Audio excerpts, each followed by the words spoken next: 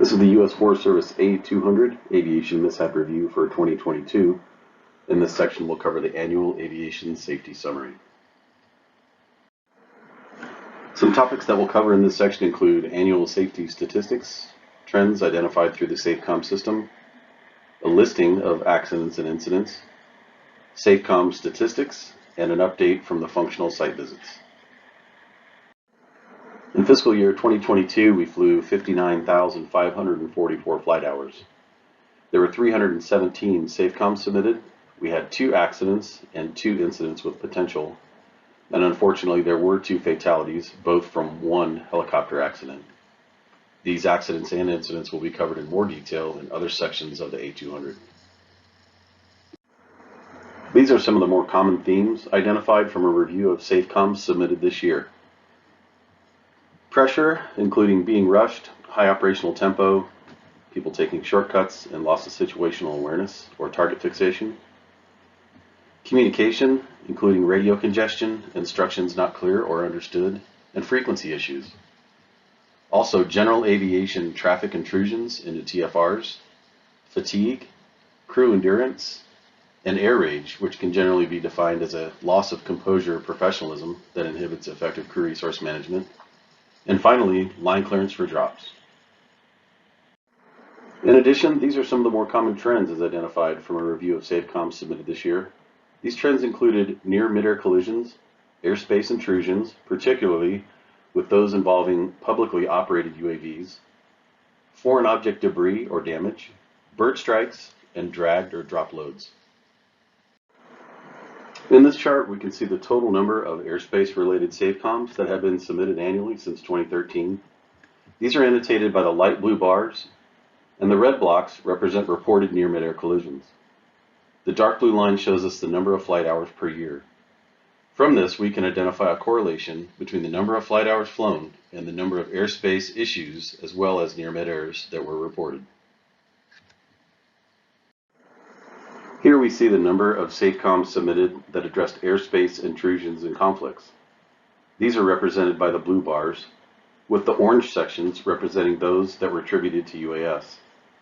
Again, UAS as discussed here are those involving publicly operated or general aviation UAS, not government operated or government contracted UAS. We noted an encouraging downward trend in these occurrences since 2019, which could be partly attributed to good communication and corresponding preventative action taken by agency personnel, local media, various flying organizations, FSDOs, FBOs, and law enforcement. FOD, or foreign object debris or damage, is any object, live or not, located in an appropriate location in the airport environment that has the capacity to injure personnel and damage aircraft. The presence of FOD is a continuing concern at our nation's airports. FOD creates safety hazards and can ultimately impact safe operations by damaging aircraft or personnel. Airports, airlines, and the general aviation community have taken the necessary steps to minimize FOD by engaging in successful FOD management programs. We experienced a solid downward trend from 2021 to this year. This could be attributed at least in part to additional awareness and vigilance to the presence of FOD, but also continued proactive measures like conducting consistent FOD walks at locations where our aircraft and crews are operating, as well as increased awareness that is provided when these issues are formally reported. Every year we review the number of bird strikes that have occurred. This chart depicts the number of bird strikes reported in the orange bars as compared to the number of flight hours flown as represented by the blue line. Again, we can see some correlation between the number of flight hours flown and the number of bird strikes reported, which could be based on exposure. With an increase in flight hours, we have a greater exposure to the possibility of encountering birds in flight. We do see a downward trend since 2020 and hope to encourage this with continued vigilance to migratory bird patterns and areas and times of increased bird activity as they relate to our operational flights. The final trend we'll discuss is dragged and drop loads. The chart depicts the 10-year average in each of the categories in blue, with contributing factors listed at the bottom, such as those attributed to human factors, mechanical issues, or those that couldn't be specified. We have the same data and categories listed for fiscal year 2022 in orange. For this year, some of the additional contributing factors discussed were mission experience, turbulence and weather-related issues, fatigue or stress, equipment failures, cargo load being poorly secured, operational tempo impacts, pressure, real or perceived, for the aircraft to get lower, and misjudging clearance over obstacles. Turning now to aviation mishaps for the year, we had 5 total aviation mishaps that were investigated. These included 2 accidents, 2 incidents with potential, or IWPs, and 1 incident. Concerning the reported accidents, on the 21st of July, a CH-47D helicopter lost control over the dip with a 100-foot long line and bucket attached. The aircraft impacted the river with 2 pilots on board, and both were fatal. On the 7th of September, a Bell 205 lost power over the dip with a bucket and 100-foot long line attached. The aircraft settled into the water. The pilot was able to egress and receive minor injuries. Both of these accidents are currently under investigation by the NTSB, with Forest Service aviation safety personnel as party members. You can review documents submitted by the NTSB as related to these investigations at the link noted on the bottom of the slide. It should be understood that the average time for the NTSB to complete these types of investigations and associated reports is usually between 18 and 24 months. This slide shows you the location of 3 incidents that occurred in fiscal year 22. On June 1st, an incident with potential occurred when an agency-operated air attack platform and general aviation Honda jet experienced a near-mid-air collision while both aircraft were in the landing pattern at Cedar City Airport outside of Cedar City, Utah. On August 22nd, an aviation incident occurred near Oak Ridge, Oregon that involved a Type 1 UAS that had a loss of control and impacted terrain. An aviation mishap review board for this incident has been completed. A final report and the associated recommendations are pending.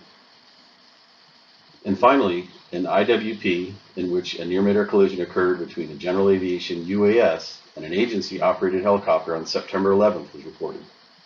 This happened near the Smiley Creek Airport located in central Idaho.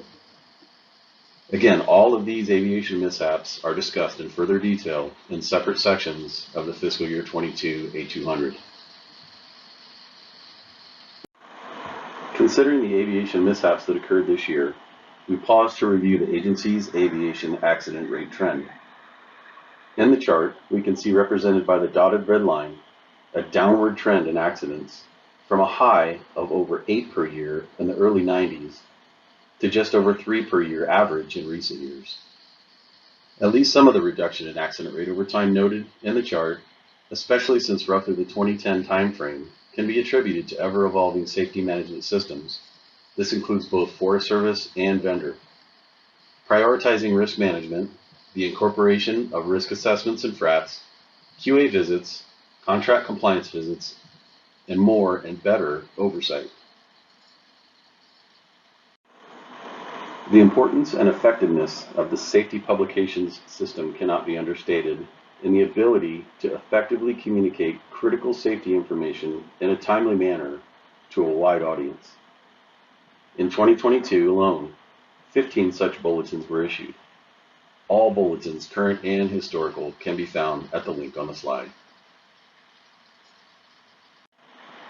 A critical component in the safety oversight of aviation operations is the contract compliance team visits. As in years past, the summer of 2022 saw compliance teams visit air crews and personnel, this year in 13 different states. The purpose of these visits continues to be an emphasis on what's being done well, where are we vulnerable, where improvements can be made, and where clarity of requirements can be provided. The main operational areas of focus for these teams include pilot standardization, airworthiness, operations, and safety management systems. Specific areas of focus with key findings included pilot standardization, fuel service trucks, airworthiness, and general safety of operations. A continuing theme in these findings was fatigue and stress management. This includes the impact they have on all functional operational areas, mitigations in place, and the continual monitoring of personnel, all in an effort to reduce risk to as low as reasonably possible while still accomplishing the mission. This concludes the annual safety summary section of the 2022 A200. Please contact your regional aviation safety manager with any questions.